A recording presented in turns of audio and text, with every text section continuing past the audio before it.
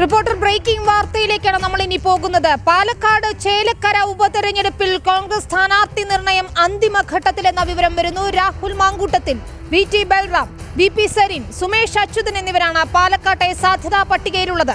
ചേലക്കരയിൽ രമ്യ ഹരിദാസ്, KA തുളസി, VP Sajeendran, NK Sudheer, KV Sasikumar എന്നിവരും പട്ടികയിലുണ്ട്. Survey ഫലം അടിസ്ഥാനമാക്കിയാണ് പട്ടിക തയ്യാറാക്കിയിരിക്കുന്നത്. തെരഞ്ഞെടുപ്പ് പ്രഖ്യാപിച്ചാൽ ഉടനെ സ്ഥാനാർത്ഥികളെ പ്രഖ്യാപിക്കാൻ തന്നെയാണ് നീക്കം. അതാണ് കോൺഗ്രസ് ക്യാമ്പിൽ നിന്നുള്ള വിവരമെങ്കിൽ ഉപതെരഞ്ഞെടുപ്പ് ഒരുക്കങ്ങളിലേക്ക് കടക്കാൻ CPIM-ഉം തയ്യാറായി കഴിഞ്ഞു. പാലക്കാട് ചേലക്കര മണ്ഡലങ്ങളിലേക്ക് അടുത്തയാഴ്ച പ്രഖ്യാപനം ഉണ്ടാകുമെന്ന് തന്നെയാണ് CPM വൃത്തങ്ങൾ നൽകുന്ന സൂചന. റോഷിപാലും ശ്രീജിത്തും നൽകും വിവരങ്ങൾ. റോഷിപാൽ, ഏറ്റവും നിർണായകമായ ഉപതെരഞ്ഞെടുപ്പിലേക്ക് കടക്കുമ്പോൾ കോൺഗ്രസിന്റെ സ്ഥാനാർത്ഥി പട്ടികയിൽ തുടക്കം മുതൽ പല പേരുകൾ ഉണ്ടായിരുന്നു. എന്നാൽ ഇപ്പോൾ അവസാനവട്ടം ആരുടെയൊക്കെ പേരുകളാണ് പരിഗണനയുള്ളത്? പ്രത്യേകിച്ച് BJPക്ക് സ്വാധീനമുള്ള മണ്ഡലമാണ്.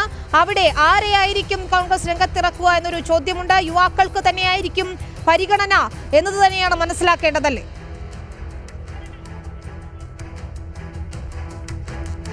വിനീത, ചേലക്കര, പാലക്കാട്, വയനാട് ഉപതെരഞ്ഞെടുപ്പുകൾ വരുമ്പോൾ അതിൽ നേരത്തെ തന്നെ AICC വയനാട്ടിൽ പ്രിയങ്ക ഗാന്ധിയെ രംഗത്തിറക്കാനുള്ള തീരുമാനമെടുത്തിട്ടുണ്ട്. കോൺഗ്രസിനെ സംബന്ധിച്ചിടത്തോളം 2 മണ്ഡലങ്ങളിൽ മാത്രമാണ് ഉപതെരഞ്ഞെടുപ്പിന് സ്ഥാനാർത്ഥികളെ നിർണ്ണയിക്കേണ്ട ആവശ്യമുള്ളൂ. അതിൽ പാലക്കാട് കോൺഗ്രസിന് അത് സിറ്റിംഗ് സീറ്റാണ്, ചേലക്കര LDF സീറ്റാണ്. പക്ഷേ അവിടെ വലിയ സാധ്യതയുണ്ട് എന്നാണ് UDF നേതൃത്വത്തിൻ്റെ വിലയിരുത്തൽ. അതുകൊണ്ട് തന്നെ 2 ഇടങ്ങളിലും ഏറ്റവും മികച്ച സ്ഥാനാർത്ഥികളെ രംഗത്തിറക്കാനുള്ള തീരുമാനമാണ് കോൺഗ്രസ് നേതൃത്വം എടുത്തത്. കഴിഞ്ഞ 1.5 മാസക്കാലമായി ഈ 3 മണ്ഡലങ്ങളിലും വളരെ അടിത്തട്ടിൽ തന്നെ തെരഞ്ഞെടുപ്പ് പ്രവർത്തനങ്ങൾ നടക്കുന്നുണ്ട്. വാർഡ് തലത്തിലടക്കം പ്രവർത്തനം നടത്തുന്നു.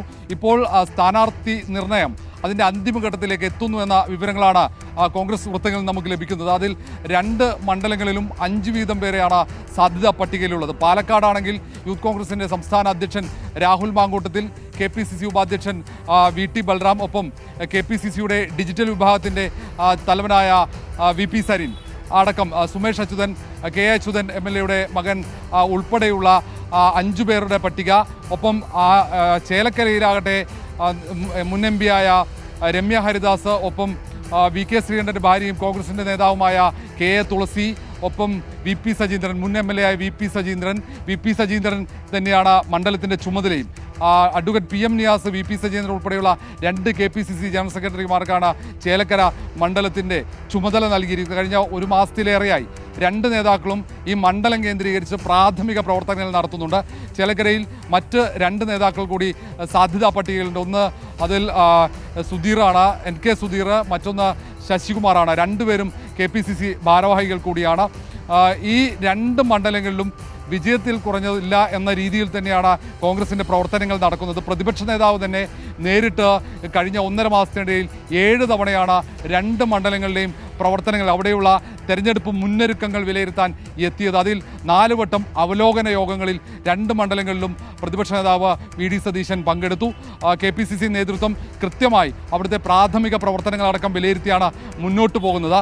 യൂത്ത് കോൺഗ്രസിൻ്റെ സംസ്ഥാന അധ്യക്ഷൻ രാഹുൽ മാങ്കൂട്ടത്തിലിന് കൂടുതൽ സാധ്യതയുണ്ട് എന്ന വിവരങ്ങളാണ് പാലക്കാട് നിന്ന് നമുക്ക് ലഭിക്കുന്നത്. ഒപ്പം തന്നെ ചേലക്കരയിൽ മുൻ MP ആയ രമ്യ ഹരിദാസിന് തന്നെ മുൻതൂക്കം. പക്ഷേ 2 ഇടങ്ങളിലും സ്ഥാനാർത്ഥി നിർണയം വിജയസാധ്യത എന്ന മാനദണ്ഡം അടിസ്ഥാനമാക്കി മാത്രമായിരിക്കുമെന്ന് നേതാക്കൾ പറയുന്നു. കാരണം കോൺഗ്രസിനെ സംബന്ധിച്ചിടത്തോളം നിയമസഭാ തെരഞ്ഞെടുപ്പിന് മുമ്പുള്ള ഈ ഉപതെരഞ്ഞെടുപ്പുകൾ അത് വളരെ പ്രധാനപ്പെട്ടതാണ്.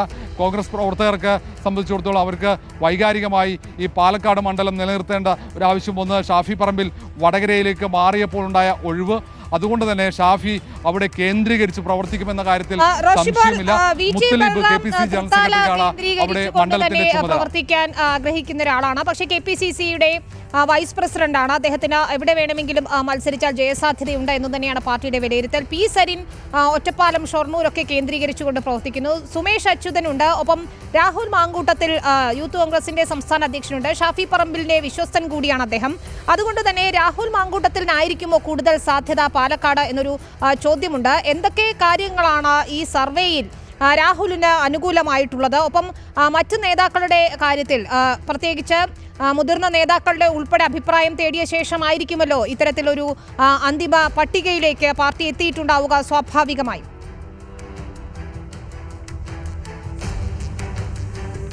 വിനീത, നേരത്തെ തന്നെ ഈ തെരഞ്ഞെടുപ്പ് ചർച്ചകൾ വരുമ്പോൾ ഔദ്യോഗിക ചർച്ചകൾ ഇല്ലെങ്കിൽ തന്നെ പ്രാഥമികമായ സ്ഥാനാർത്ഥി നിർണയത്തിന് വേണ്ട പ്രവർത്തനങ്ങൾ, അതിനൊപ്പം തന്നെ മണ്ഡലത്തിലെ തെരഞ്ഞെടുപ്പ് മുന്നൊരുക്കങ്ങളൊക്കെ കോൺഗ്രസ് നേതൃത്വം നേരത്തെ തന്നെ തുടങ്ങിയിരുന്നു. ഒരു സർവേ, ഒരു സ്വകാര്യ ഏജൻസിയാണ് സർവേക്ക് ചുമതലപ്പെടുത്തിയത്. ഏജൻസി ഇന്നോ നാളെയോ KPCC നേതൃത്വത്തിന് സർവേയുടെ അന്തിമ റിപ്പോർട്ട്, നേരത്തെ തന്നെ ഒരു പ്രാഥമിക റിപ്പോർട്ട് കൈമാറിയിരുന്നു സ്ഥാനാർത്ഥി നിർണയം സംബന്ധിച്ച്. സമാനമായ അന്തിമ റിപ്പോർട്ട് ഇന്നോ നാളെയോ KPCC നേതൃത്വത്തിന് കൈമാറും. ഈ റിപ്പോർട്ട് പ്രധാന പരിഗണന റിപ്പോർട്ട് തന്നെയാണ്. ആ റിപ്പോർട്ടിലെ വിവരങ്ങൾ അടിസ്ഥാനമാക്കി അവിടെയുള്ള വിജയസാധ്യത, ഏറ്റവും കൂടുതൽ സ്വീകാര്യതയുള്ള നേതാവിനെ 2 മണ്ഡലങ്ങളിലും സ്ഥാനാർത്ഥിയാക്കുക എന്ന തീരുമാനത്തിലേക്ക് കോൺഗ്രസ് നേതൃത്വം എത്തും. സാധാരണയുള്ള ഈ വിഭാഗീയമായ ഇടപെടലുകൾ, നേതാക്കൾക്ക് പ്രിയപ്പെട്ടവരെ സ്ഥാനാർത്ഥിയാക്കുക എന്ന സാധാരണയുള്ള കോൺഗ്രസ് രീതി ഈ തവണ ഈ ഉപതെരഞ്ഞെടുപ്പിൽ ഉണ്ടാകില്ല.